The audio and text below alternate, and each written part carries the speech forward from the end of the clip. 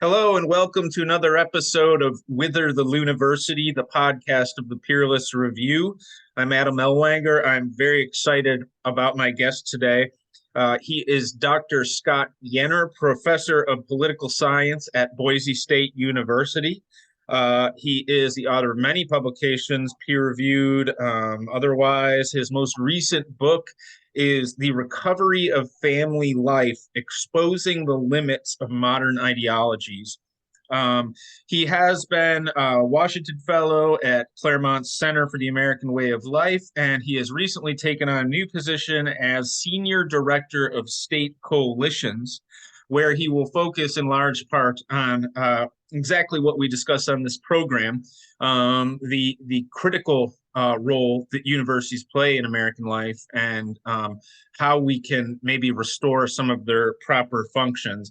I should also say, before I welcome you, Scott, that you give some of the best talks at the National Conservatism conferences.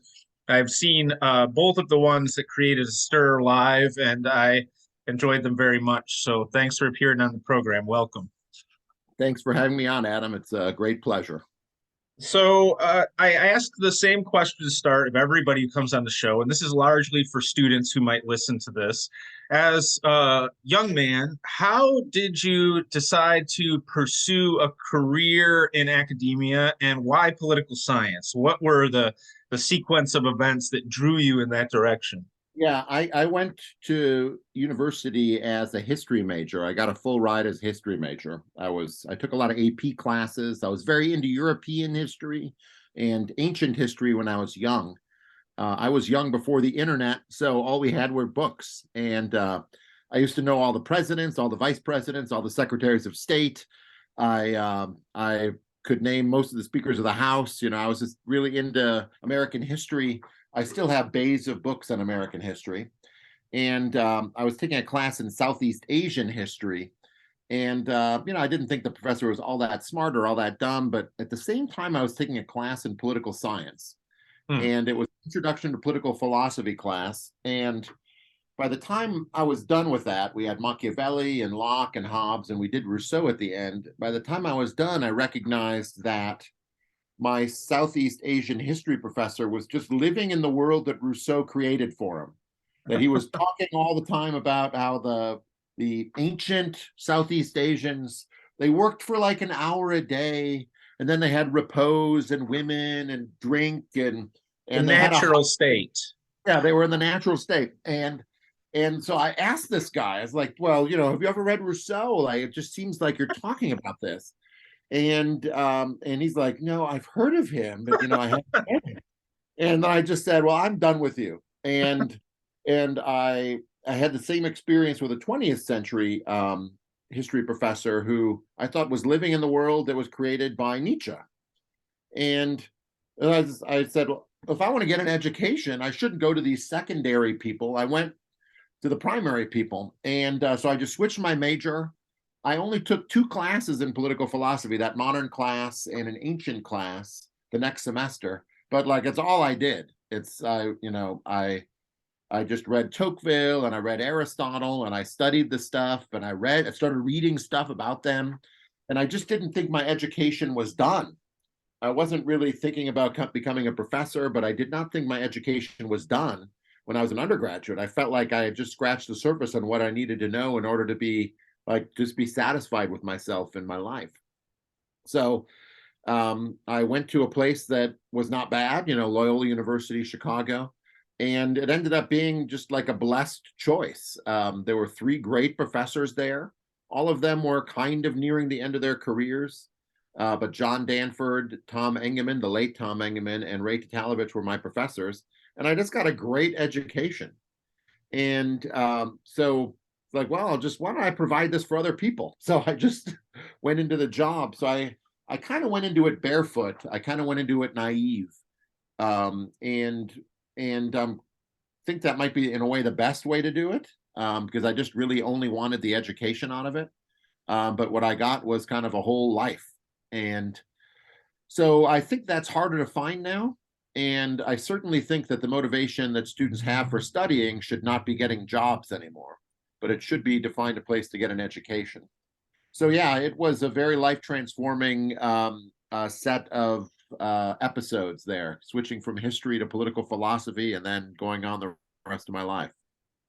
It's interesting to me that you ran across two professors, one who had sort of imbibed or absorbed Rousseau completely by osmosis, another who had done the same thing for Nietzsche. Do you think it's fair to say that essentially what students, especially the humanities and social sciences, are getting now is sort of just a melange of Marx, Freud, Rousseau, and Nietzsche, totally by osmosis, of course, but that's kind of the brew.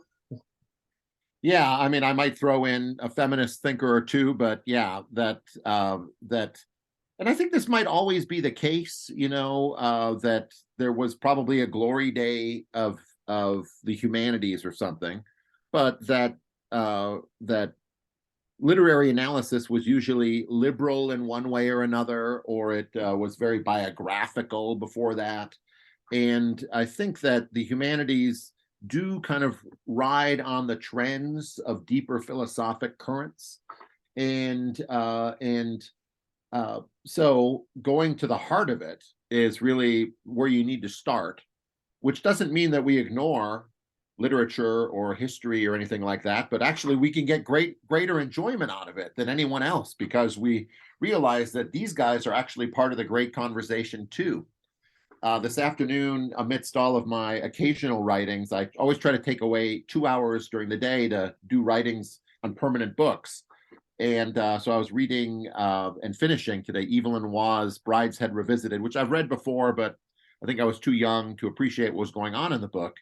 And, it's just absolutely wonderful to read about the permanent state of what death means to human beings and how it changes them, and what the ultimate concerns of love and death are among the characters. And those end up being kind of, reactions of philosophy that happen in literature. So yeah, I do think that what's going on in the universities now is a product of philosophers, but I think that's kind of always the case. It's just that the philosophies used to be healthier.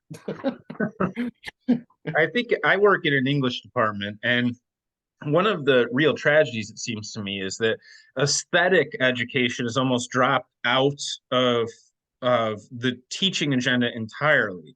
Now it's almost all these works. It's not even a great books thing anymore. It's just like, which texts give us the springboard we want in order to loft ourselves into whatever social critique we need to do.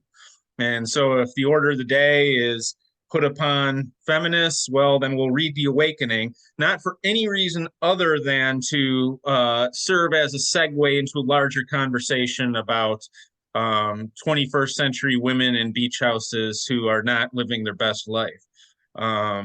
Yeah, no, I think that's the unfortunate reality, and it's English departments. It seems to me, I'm not in an English department, but I've written on Willa Cather, and I teach Tolstoy, and I teach classes on literature all the time, and I have some intuitiveness about literary criticism. It seems to me that English is the department where there is the greatest distance between what the discipline could be and what it is. That is, it really could be about the artistic study of the human condition and individual psychology. And the best of the novels are about that. Even The Awakening is kind of about that, where you're trying to figure out the main character whose name is out of my mind, but where you're trying to figure out, well, why is she dissatisfied in her marriage? And maybe there's something inherently dissatisfied in marriage. And maybe she's raising that issue, But when you take the distance between what literature could be and what it is, it's got to be the largest out of all of them. Like sociology could never be as good as English. And the fact that it's bad, well, it's still not that far away from its best self. But English is so far away from its best self. So you're getting, I guess, a front row ticket at that kind of at that reality.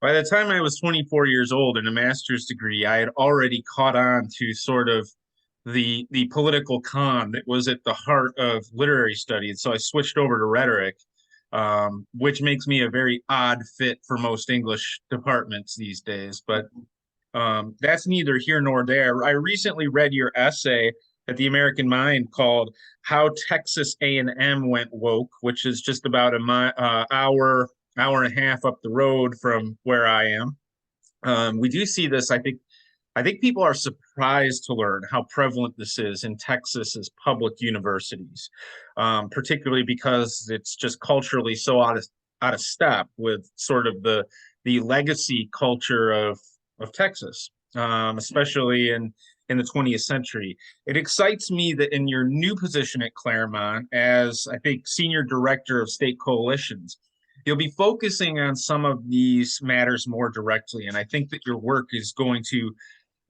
begin primarily in Florida, but also in the red states, particularly, or the red states with most promise, perhaps, in stemming the tide of leftism that is sweeping across the nation. So I wonder, there's both a short-term plan for how to respond to the problems in the American university and a long-term plan.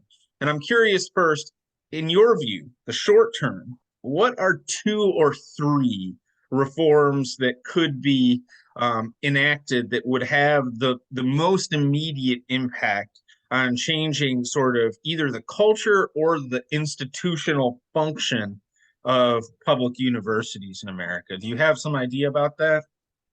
Yeah, well, the general approach that I take is that reform of the modern university is going to be very difficult. And that our goals should be what I call stigmatize and reconquer. And the short-term goals would be involving stigmatizing the universities. That is, like showing for all to see the radicalism that's inherent in parts of the university, and then like trying to cut them off or amputate them from modern university. So one of the things that Governor DeSantis has done in Florida that I think is a model for everyone else is just explicit defunding of DEI offices. Another thing, and I think this is probably the most important thing for anyone who is interested in reforming or stigmatizing universities, is finding leaders for universities that do not come from universities. That is, who come from the outside and aren't captured by the ideology that universities have come to represent. People like Chris Rufo?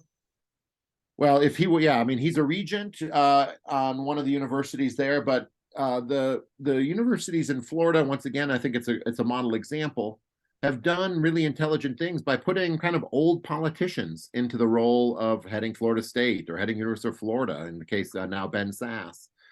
They've appointed a new person at the new college who's a former Speaker of the House. These are people who are connected to the Republican, in this case, political establishment, but they're just not concerned about the systems that produce DEI. And in fact, they're hostile to it. And that's why they were selected. And you cannot underestimate the importance of a good university president, and you cannot underestimate the importance of a bad one. The ones that they have, they're kings or queens at these universities. And so intelligent selection of the university leadership is, I think, just really crucial.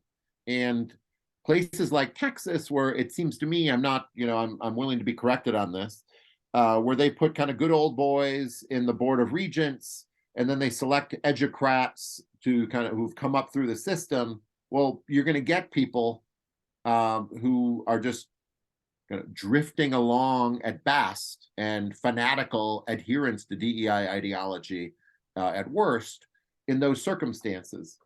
So, yeah, I think, selecting leaders intelligently and with an eye toward the problem of DEI is a second very important thing.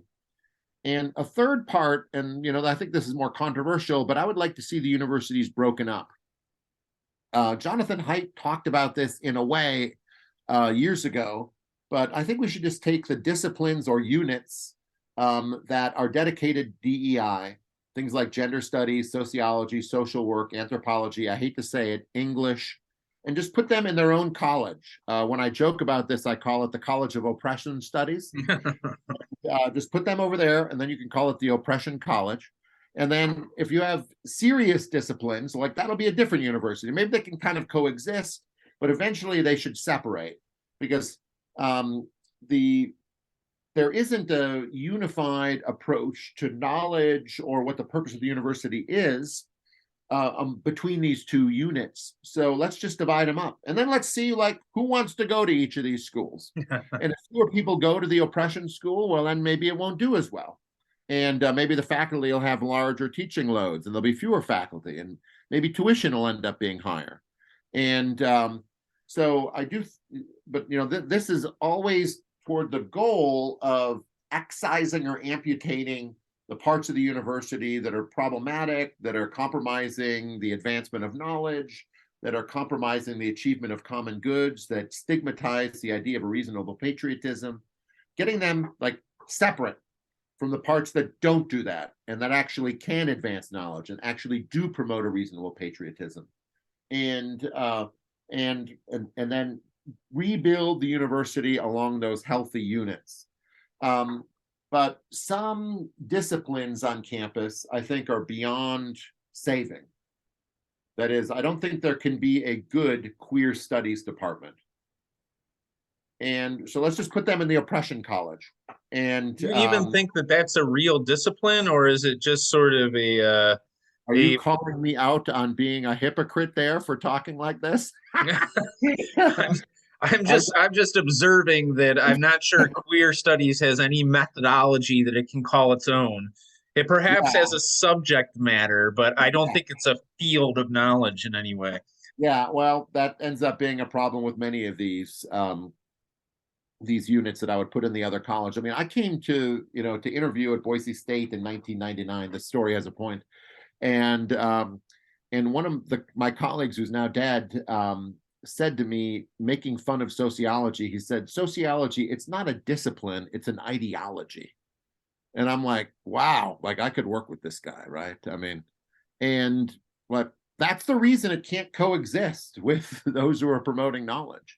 And so I think that would be like another thing that has to be considered. I think there are methods whereby this could be done objectively, but it's difficult to imagine social justice departments coexisting with truth departments, and that's how Haidt put it in his shtick on this. And so that would be a third thing. But like the universities have to be, in a way, what they were, which is keepers of the tradition, of our tradition, knowers of other traditions, and scientific engines for progress for the country. And DEI ultimately compromises the first two of those things deeply, and is now beginning to compromise the scientific enterprise. So I think we need to reconquer the institutions with those goals in mind. But we should always so like protecting free speech and stopping racial preferences and all that stuff. Well, those are only problems because they get in the way of building that university that advances knowledge and points toward a reasonable patriotism and stuff. And I think everything that's done to reform universities, so-called, needs to be done with reestablishing this older idea of a university in our time. You contrasted a little bit of what's happened in Florida recently and what's happened in Texas. And you might not have anything to add on this point, but I assume you've been involved in higher level policy conversations on these matters than I have. And one thing, I've been frustrated with the slowness at which Greg Abbott has acted on some of this. And I get a part of it. It's like DeSantis makes this move, defund DEI. It doesn't look great if 2 weeks later Greg Abbott's like, oh yeah, we're going to defund DEI too. It makes him look like a follower. But aside from that, is there any reason that you can think of that we would be hemming and hawing on this? Or yeah, I would say something like this, that the DEI problem in Florida's most prestigious universities is not nearly as bad as it is at Texas's most prestigious universities.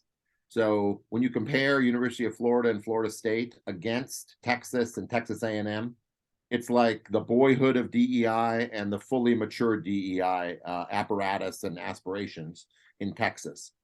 So it's very, like the surgery is more of a major surgery in Texas.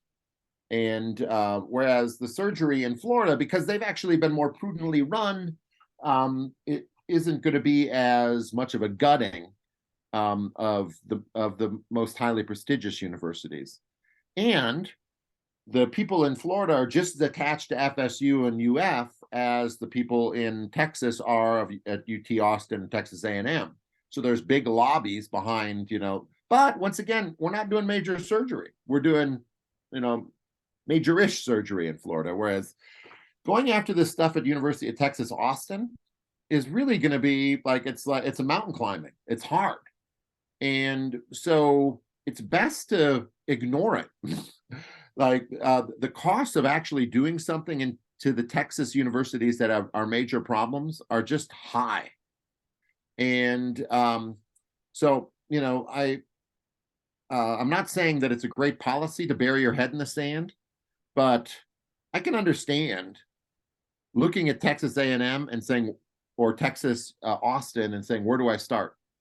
And the wailing and gnashing of teeth that would proceed from starting are really significant.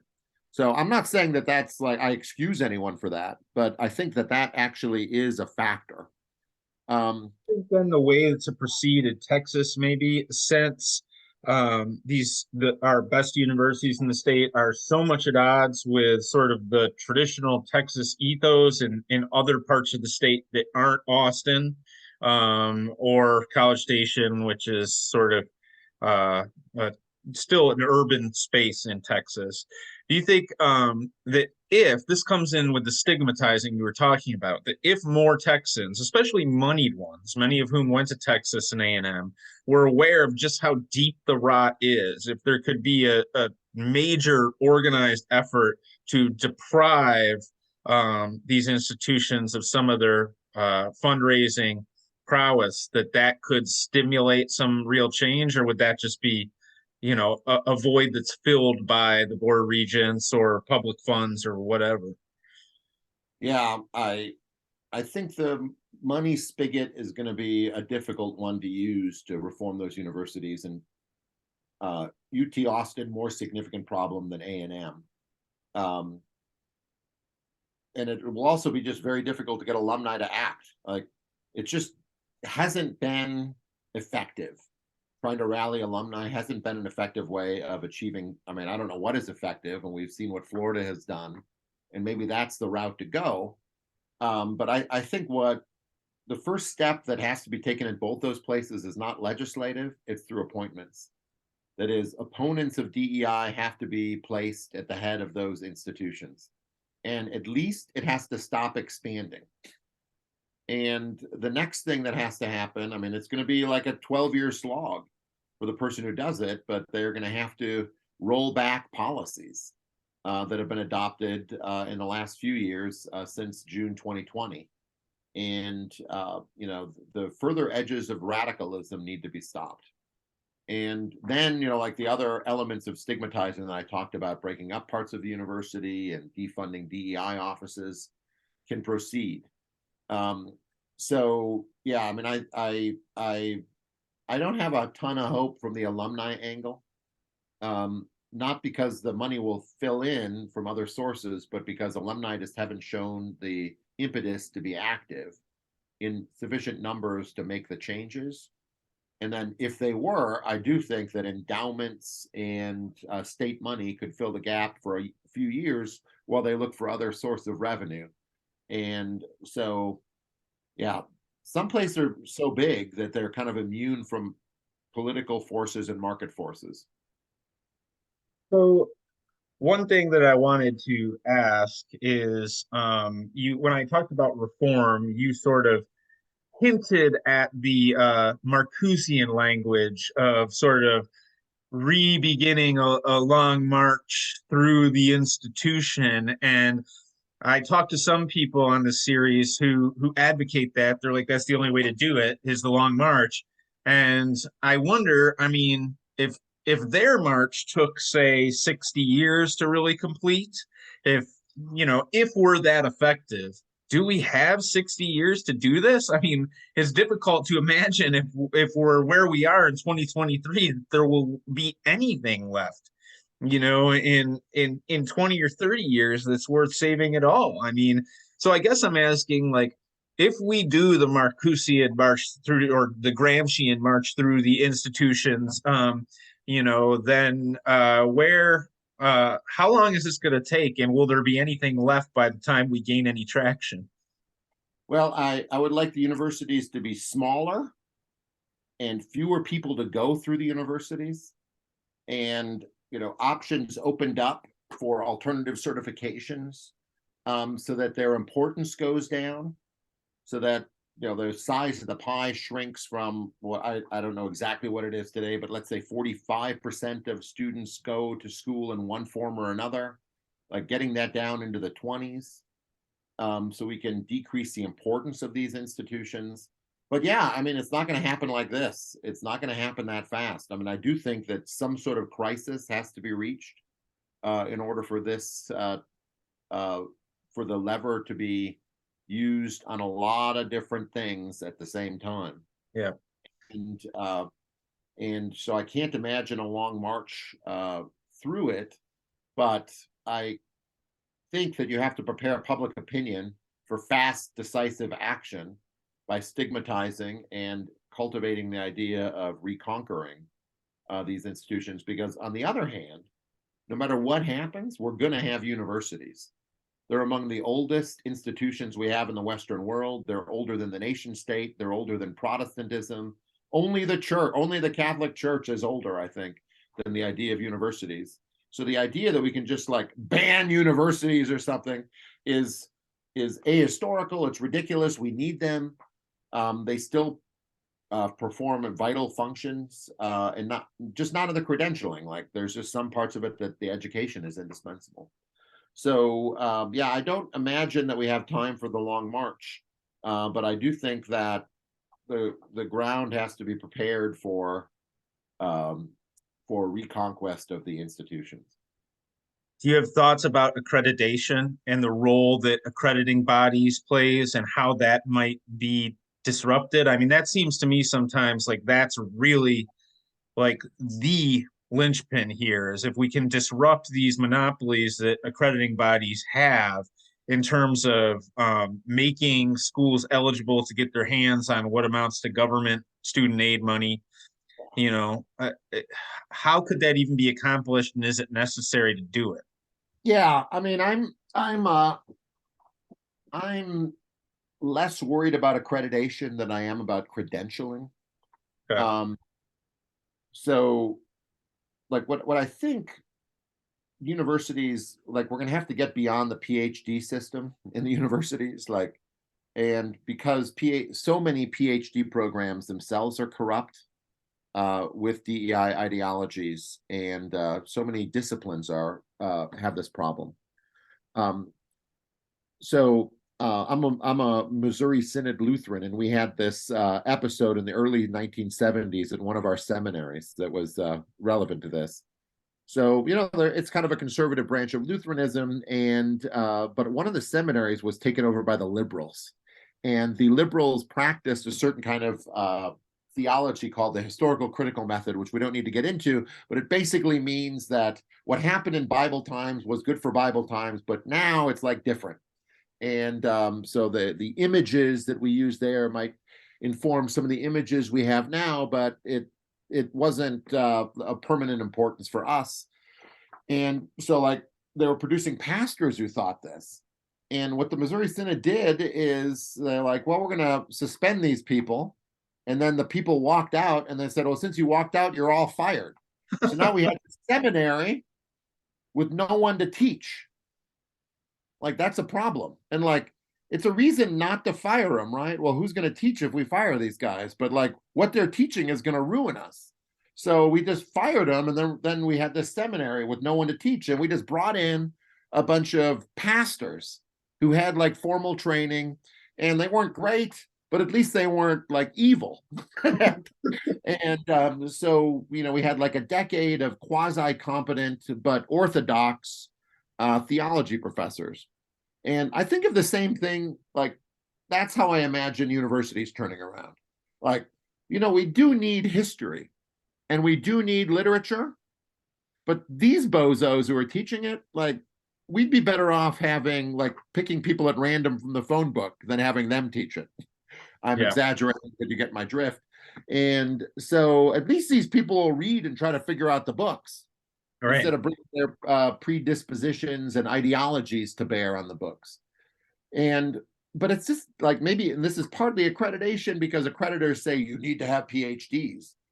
But I think that, like getting a mass of people to think that the credentials that we have worshipped for so long are actually bad is the crucial like threshold that we have to cross. These do not make you better. That these people are not good at what they're studying. And so just like what happened in our seminary is called, the controversy is called the Seminex controversy. It's actually in one of the only cases in the modern world that I'm familiar of conservative groups taking over an institution from liberals, expunging them, and reconstituting it on a better basis. Like when I say it like that, can you think of it? I mean, there just aren't a lot of things that institutions that have done that, right? I'm trying to think of one and I can't. So this is the one that it's a model of sorts. And so yeah, I think accreditors are problems, but like here's the dirty secret on accreditors is that they've never turned anyone down. I mean, they come in with findings, but everyone's incentive is to give everyone accreditation so that money can keep flowing. So I'm all for calling bluffs when it comes to accreditation. And when they, for the first time, withhold an accreditation for over, as opposed to just giving them like a warning, I'll believe that it's a real thing. Tell me if I'm crazy, if this sounds crazy to you. I think this might be a policy shortcut. What would happen if Greg Abbott woke up tomorrow and said, screw SACSCOC, the accrediting body of the Southern Association of Colleges, Universities, or whatever, said the state of Texas is going to have its own accrediting body, right? And he staffs that accrediting body, right? And then you don't need to worry about restaffing the administrative level of universities with people from outside, non-woke people, right? You just have this body that can either deprive every state institution of accreditation, or, they bring their institution in line with the expectations. I assume that the chink I see in this plan is that the federal government could just say, well, we don't recognize the new accrediting body. And so students are not eligible for financial aid if this institution is accredited by this body. But a state could also then say, okay, well, we're going to set up our own fund at the state level for financing, education in colleges and universities. I mean, is that a far-fetched idea? No, I don't think it's far-fetched. I mean, I've thought of that myself, so I have to say it's not crazy, right? Unless we're both crazy, this is possible. We could be. But I just think like accreditation, pulling accreditation from university is such a blunt instrument that it doesn't get used. And it's just like the penalties in the Civil Rights Act. All right, so if you don't do this, you're going to lose all federal funding. Well, they never do that. And so, I mean, I hesitate to say this because I'm not as confident in this as this is going to sound, but I just say screw the accreditation issue. Like, I just do the reforms you want to do, and like if they're going to pull all of the funding and say that the people who've been in this school for 3 years have wasted their time and money, and like I'd be shocked if it happened. And which is maybe one of the reasons why it hasn't happened. I mean, think of all the accrediting visits that have happened over the course of the last 50 years since they began, more than that, 70 years since they began modern accrediting, and no one gets denied accreditation. There's not been one university out of all of the incompetent universities that have existed that have shuttered their doors and have had riots on campus. Not one of them deserved to have accreditation pulled. Give me a break. Peter Wood of National Association of Scholars has kind of hipped me to exactly what's happening here. On his account, what the accreditors want to see, and I think he's right, is they look at the university mission and then they look for evidence that the mission is being meaningfully pursued or executed. And what this has done is incentivize the university mission to be revised in accord with DEI. Right. And then if the mission says, well, we're here to pursue social justice, then the accreditors say, our job is to see, are you pursuing social justice? And so, in fact, the current accreditation system actually incentivizes universities to formalize their DEI commitments. But my question there would be, if, let's say, you established a university that said it was going to be a national conservative university, and then it organized its faculty and curriculum and activities around the idea that it was going to be a national conservative university.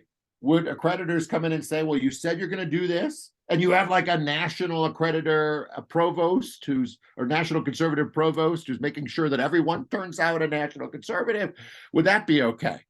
I assume that they would have to honor that. If the premise of the institution is to be the NatCon state, then their job is to come in there and see, are you being a good NatCon state?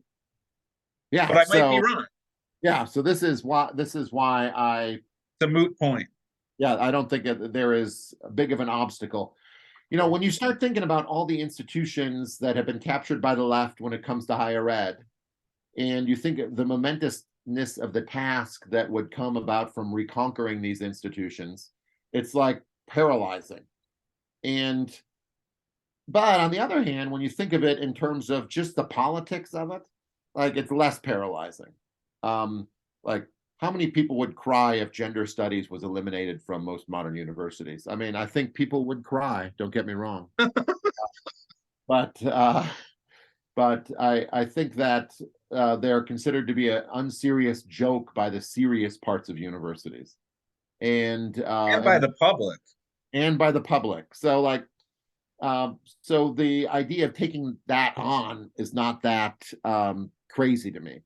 But when you look at all the institutions, you look at each department, each PhD granting place, the administration that exists on each university, the accrediting bodies that exist, the certifying bodies that exist for, like certificates on universities, or the AMA and the American Bar Association. We look at all of these things that are involved in accrediting or certifying programs, and you say, well, all of those, what about them? What about them? Like, it's just totally paralyzing.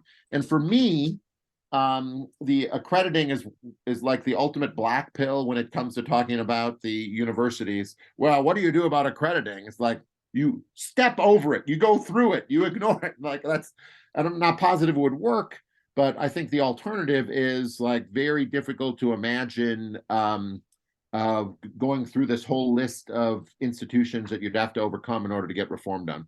Well, I think that the among the people I talk to, they either take your view or their view is that the current system is totally unredeemable. What we need is market solutions. People who say, screw the institutional structure altogether, start a university out of a storefront with 15 experts, who have a very clear idea of what they're trying to produce to their graduates. And we just need kind of radical experimentation outside the institutional structure because it's so rotten. I mean, what say you to those people? I'm for all of those. Okay. All right. I also worry about like the march through the institutions because, and I wonder if you've seen the same thing. I'm 44, so I've been in a academic position for 15 years since I was 30.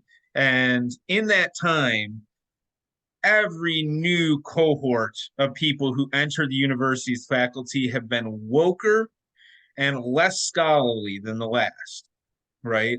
And so I don't see at this point, I really don't, like, at least in my field and a number of others, how you could currently get a PhD without kissing the ring so many times that you have come to live and believe these principles. So the boomer generation of professors is going to be gone very shortly. You're going to be left with a lot of woke Gen Xers, a lot of scared Gen Xers who want to keep their mouths shut and go on, get along, and then about two generations of lunatics who have little scholarly chops and a major axe to grind with the kind of ideas that you and I would like to see promoted. So it's almost like the faculty, like it's just a numbers game on the level of faculty we've lost. Yeah, no, that's what I think. And that's why I used that example of the our Lutheran seminary in the early 70s. Like that's what institutional conquest looks like. Like snap, institutional conquest. A bunch of bloggers who write on the imaginative conservative will be the new English department. And you guys, you're gone. You can go to work for another university. I mean, that's like a solution.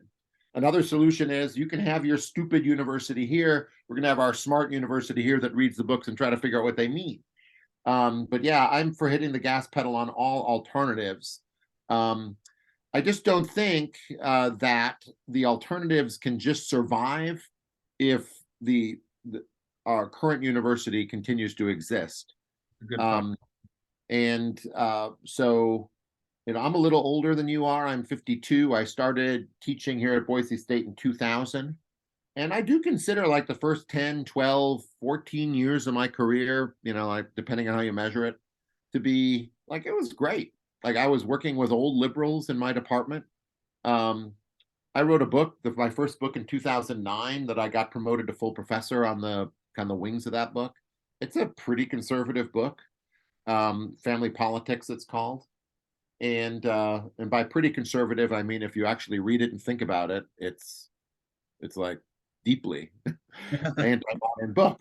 And like I was defended, like my faculty members who are older than I am, they defended the book. It's like, yeah, this is like real and it was real scholarship. It was like it was an education writing the book, and it was rewarded, and like it was celebrated on campus. Like Yenor published this book, it won several awards, and now like Yenor publishes a book, won't make it on the announcements, right. And that it wins awards doesn't, and like so it's a really changed place.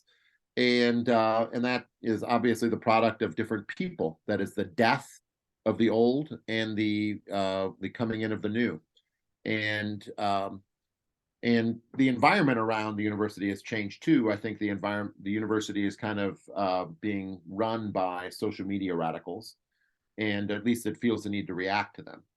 So so I think. As I say, I'm for all of those things. I don't see how the university can continue to be respected, and I think it isn't as respected as it was 10 years ago. So I'm hoping that some of my work contributes to the stigmatizing of these otherwise venerable institutions. Like getting people not to like Texas A&M, Adam, that's tough. Yeah. It's interesting that you mentioned 2009 as kind of the twilight of the old university. That was the year I became an assistant professor. And for the first really 6 or 7 years of my career, I was very successful in publishing in major journals in my field, all that stuff. Now I'm at a point where editors of the editor of the flagship journal in my field just simply told me straight up, I'm not sending any of your work out for peer review. And I thought, oh, well, Taylor and Francis will love to hear that, right? You can't just say you're not going to send anything from this one person out. And Taylor and Francis just sort of shrugged at me. It was like, whatever, right? So there definitely has been a vibe shift between 2009 and now. And I expect we'll see it continue to move before it comes back. But I'm very eager to see what you and the guys at the Center for the American Way of Life get up to.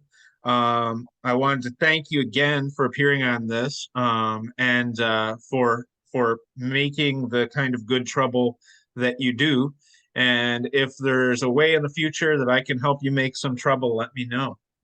All right, that sounds good. I like partners in crime, so. Thanks again. It was great talking to you.